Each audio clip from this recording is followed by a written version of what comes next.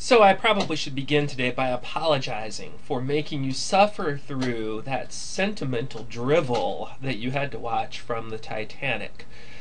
But I think it's important because a lot of the stuff that you see in that film clip should be familiar to you. We have a young man, Jack, who falls madly in love at first sight with a beautiful young woman named Rose.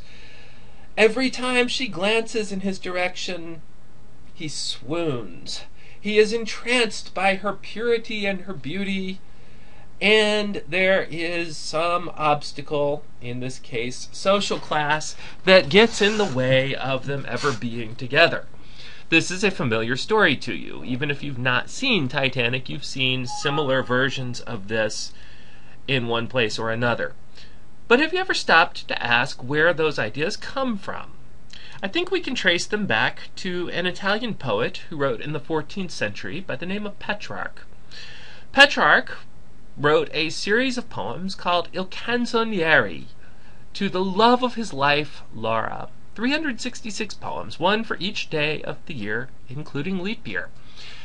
And in these sonnets that he wrote, and we'll talk about that form here in a minute, he developed certain conventions, certain ways of thinking about love. So let's take a look at what those are. First, love is created through the eyes. When you see your lover, you fall madly in love. When she looks back at you, it pierces you to the heart. So this is the second characteristic, the power of the lady's glance.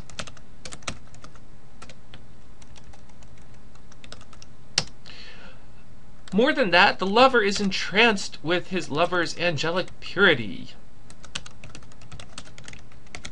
and with her dazzling beauty. But this leads to a conflict because she is pure on the one hand, but desired on the other. So those two things don't always go hand in hand. She can't retain her purity, her chastity, if she gets together with her lover. There's that constant conflict there. And finally, there is a meditation in Petrarchan poetry on the power of poetry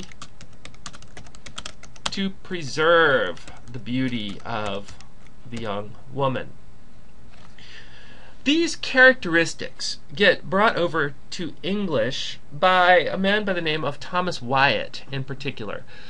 Wyatt writes about 100 years before John Donne, and he takes the sonnet form and brings it over to England, and with it brings all of these characteristics of Petrarchan poetry. Over the next 100 years, the sonnet form becomes kind of the in thing for English poets until we get to John Donne.